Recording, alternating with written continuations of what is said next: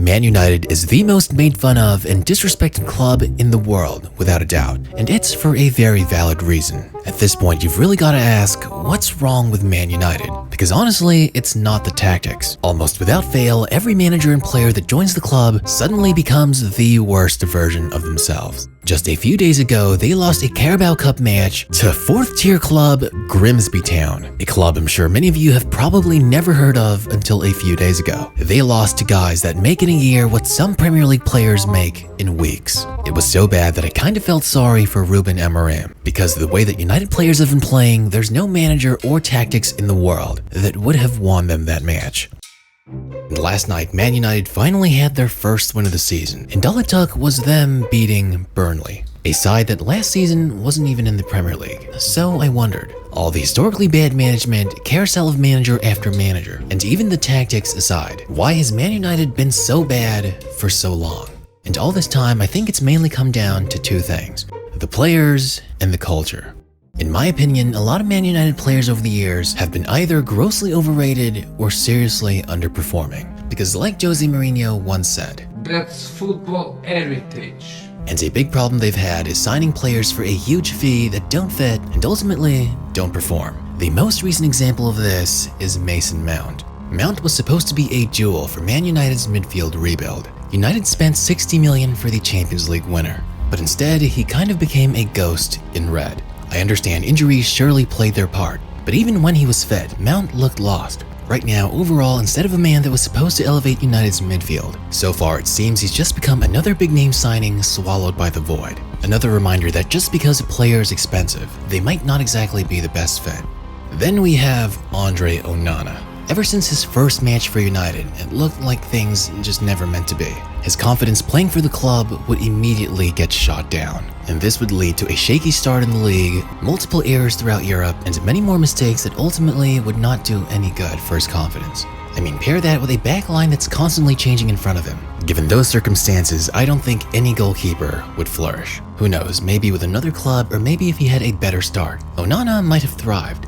But in this environment, he was destined to crack. And I can't really blame him, as only the most mentally tough goalkeepers could make it out of this situation. And besides the players themselves, there's the club's management and their relationship with said players. Just a few days ago, Alejandro Garnacho, once seen as the golden boy of United, packed his bags and left for Chelsea. Now, there are a few reasons for this. The main one being Man United needs more money, and the other, some will argue, because he's inconsistent or has an ego. However, throughout last season, it was clear that he wanted development, leadership, and a pathway to greatness. However, at United, he only sees a dressing room that's split and a club that never seems to prioritize player growth. The same problems have also been arising for Rasmus Højlund. Right now, it seems like he's on his way to go and play for Napoli. And while he didn't initially play very good for his age, with the way the club has been performing, it's probably for the best. Because let's be honest, Man United isn't exactly the place for young players to develop, especially with the incredibly inconsistent management and environment.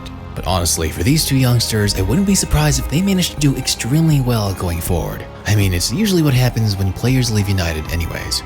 But no player embodies a poor relationship with the club more than Jadon Sancho. Sancho and club management have been on bad terms for several seasons now, and to be fair, well, both sides are at fault. Sancho has not really performed well or had a great attitude at United overall, while Erik Ten Hag and ultimately United's management shouldn't have said or done what they did. But it's not just this particular relationship. Ultimately, it all boils down to the second point, the atmosphere and culture around the club. For me, it's not just about the bad transfers or players not living up to the hype. Overall, it's the environment they're walking into. For well over a decade now, Manchester United has become a club where failure feels inevitable, where every mistake is magnified, where every first chance missed turns into a headline, where young players aren't given the patience, they're either a future star or a flop, and where spending aimlessly on players that don't fit or can't handle the pressure becomes a norm. And this toxicity runs all the way from the boardroom to the dressing room. It all trickles down from the poor ownership decisions, constant managerial changes, and not lack of tactics, but lack of football identity that's ultimately left the team in limbo.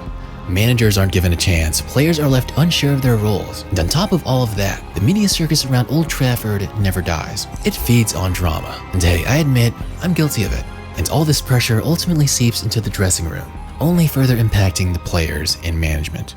The atmosphere doesn't lift the players, instead it weighs them down. Every new signing knows what they're getting into. They're walking into a storm.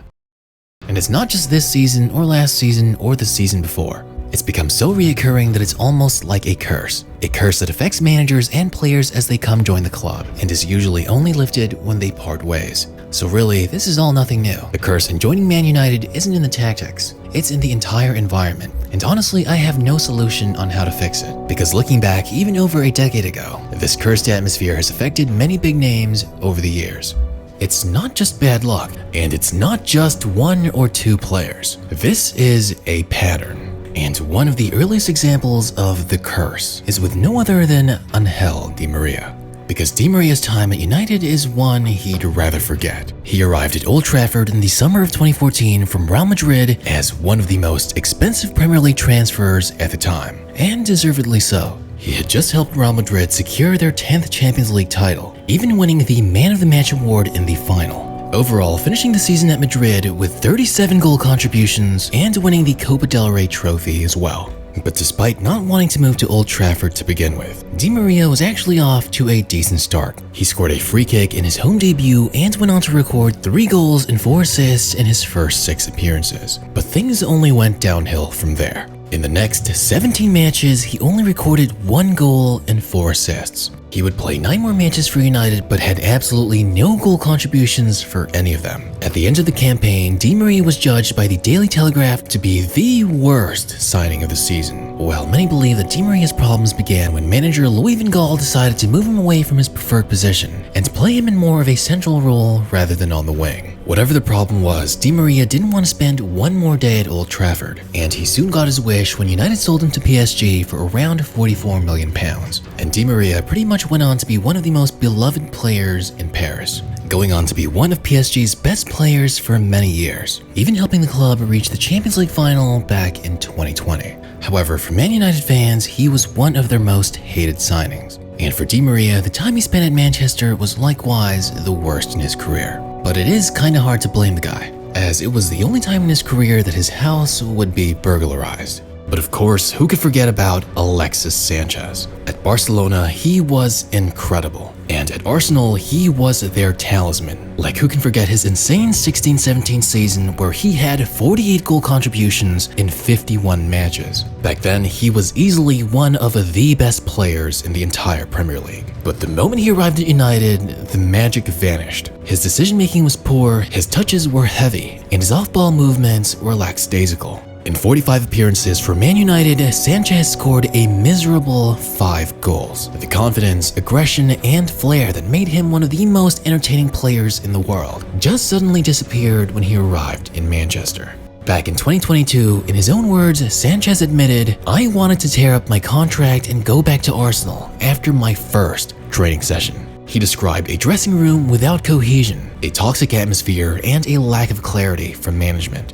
And of course, immediately after leaving Man United, Sánchez would regain form, having 14 goal contributions in 30 Serie A appearances for Inter Milan, even helping them win the Serie A title right off the bat. In fact, those first few seasons after leaving United saw a ton of success. He won 2 Serie A titles, 2 Italian Super Cups, and a Coppa Italia.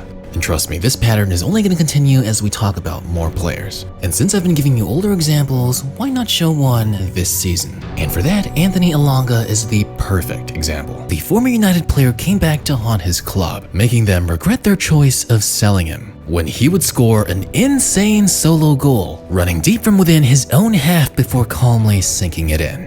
Ironically enough, Elanga even came from Man United's youth program. But for some reason, his run with the senior squad wasn't all that impressive. He played 3 seasons with the senior squad and recorded a total of 8 goal contributions in 55 matches. And in the summer of 2023, I guess United decided he wasn't worth keeping anymore, opting to sell him to Nottingham Forest, who had finished 16th in the 2022-23 season.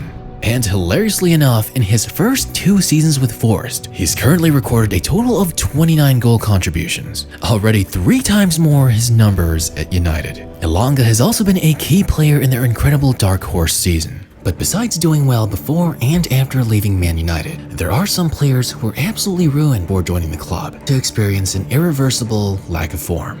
because few signings in Man United history have carried the weight of expectations like Paul Pogba.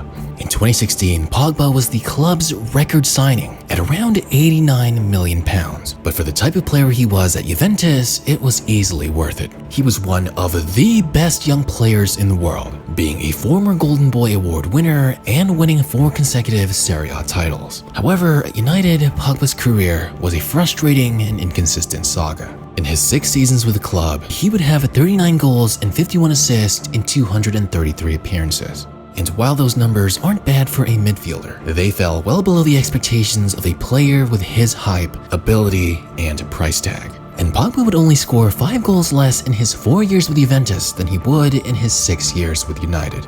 It's entirely possible that the club environment is what really hampered him to improve as a player. And yes, the doping allegations didn't occur after he left the club. But Paul Pogba is one of the prime examples of a player who was incredible before they arrived at Old Trafford.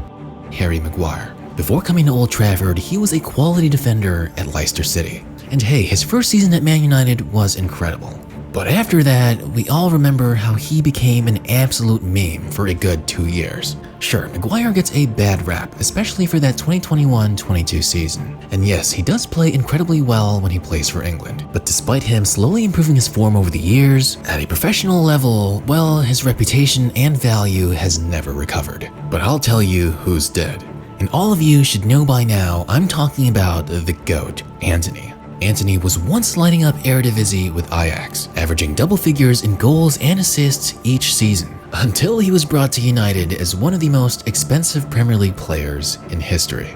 In fact, he probably is the club's worst investment ever. He played 96 matches for United and only recorded 12 goals and 5 assists. Even if he played 14 fewer matches for Ajax, he still had 24 goals and 22 assists for the club, which is twice as many goal contributions. The difference really is crazy.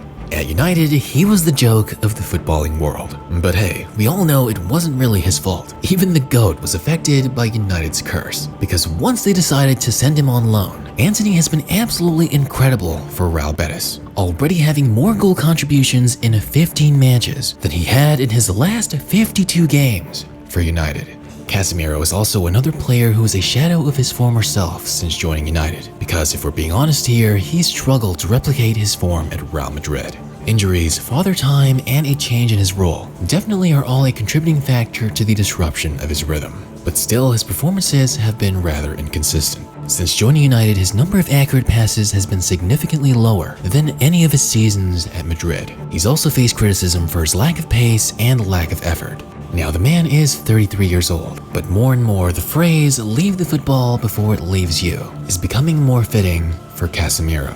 Even David De Gea, who was met with absolute disrespect by the management, would eventually find good form in Fiorentina after leaving the club. Even guys like McTominay, who came from the club's youth program, because the very next season following his departure, McTominay has been an instant hit at Napoli. He's had 9 goals in 30 matches for the Italian side, already doing 3 times more than he did at United. His 11 goal contributions total also rank him in the top 3 pure midfielders in the league. So yeah, you could definitely say McTominay's enjoying a better career in Italy. And I could even throw a few more names there. So this all leads to one conclusion, and that is that there's something fundamentally wrong with Manchester United as a club. But what is it exactly? Well, that's the million-dollar question. Things certainly haven't been the same since Sir Alex Ferguson left the club. For many years, a lot of fans blamed the Glazers, selling good players and spending ridiculous amounts on players who are simply not that great. Plus, the fact that they can't keep a manager and have a toxic fan base probably doesn't help either. But honestly, no one knows for sure what the real problem is. If they did, they would have been hired by now and things would have improved. So thus, to the footballing world and all its fans, it's simply easier and makes more sense to say that the club is cursed. If you have any insights, I'd really love to hear more in the comments below.